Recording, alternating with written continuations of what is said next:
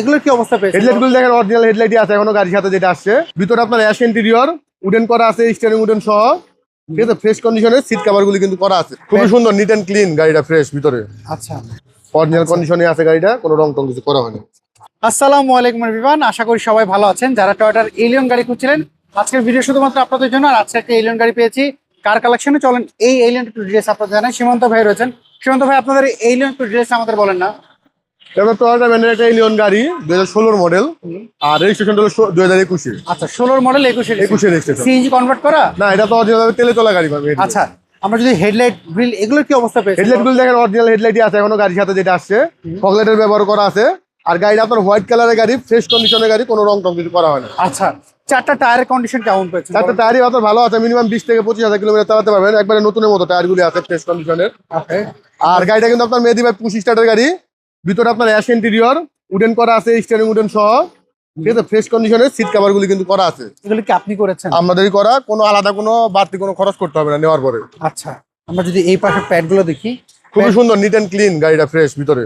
আচ্ছা, এবং সিলিংটা দেখতে পাচ্ছি, সিলিংটা ফ্রেশ রয়েছে।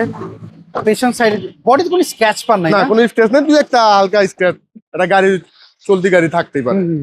অরিজিনাল কন্ডিশনে আছে গাড়িটা, কোনো রং টং কিছু করা হয়নি।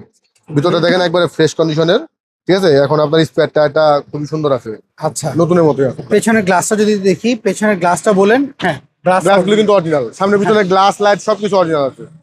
এবং প্যাড গুলো দেখতে পাচ্ছি, প্যাড গুলো কোনো ছেঁড়া ফাড়া নাই। না, যা আছে অরিজিনাল।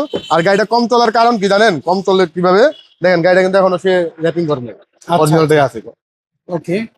না, আচ্ছা, কারণ গাড়িটা সেকেন্ড হ্যান্ড গাড়ি, সেকেন্ড হ্যান্ড গাড়ি কিনতে গেলে ক্রেতারা একটু চিন্তা ভাবনা করে যে একটু অ্যানালাইজিং সেন্টার দিয়ে চেক আপ করি বা একজন টেকনিশিয়ান দিয়ে চেক আপ করি। সো ওনারা যদি এই গাড়ি চেক আপ করে নিতে চায়, সেই ক্ষেত্রে আপনাদের কোনো সমস্যা আছে? আমাদের কাস্টমার যে কোনো জায়গাতে চেক করে নিবে, তার কষ্টার্জিত টাকা দিয়ে সে একটা গাড়ি কিনবে, সে যে কোনো জায়গাতে চেক করে নিবে, কোনো সমস্যা নেই। আচ্ছা, সো আমরা যদি এইটা গাড়ি দেখেন একবারে মার্সেল চেজি সবকিছু অরিজিনাল আছে, ঠিক আছে। ব্যাটারিটাও ভালো আছে, আর ইঞ্জিনে কিন্তু কোনো নকিং বা নয়েজ নাই, যা আছে অরিজিনাল, এক্সট্রা কোনো নয়েজ নাই দিতে, ঠিক আছে। এখানে আপনার জাপানি স্টিকার পেয়ে যাচ্ছেন, এবং ঝুড়ি টুড়ি কোনো খোলা কাটা নাই।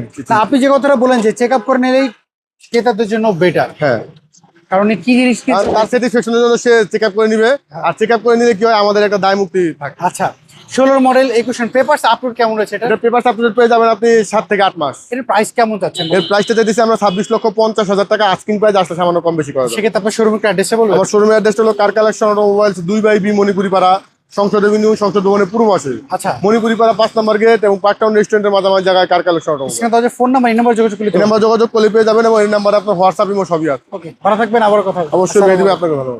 সো এভরিওয়ান, এই ছিল আজকের ভিডিও। যদি এই এলিয়নটা কারের পছন্দ হয়ে থাকে, স্ক্রিনে তাহলে ফোন নাম্বার, কার কালেকশন, এই নাম্বারে যোগাযোগ করবেন। সবাই ভালো থাকবেন, আবার দেখা হবে। আল্লাহ হাফেজ, আসসালামু আলাইকুম।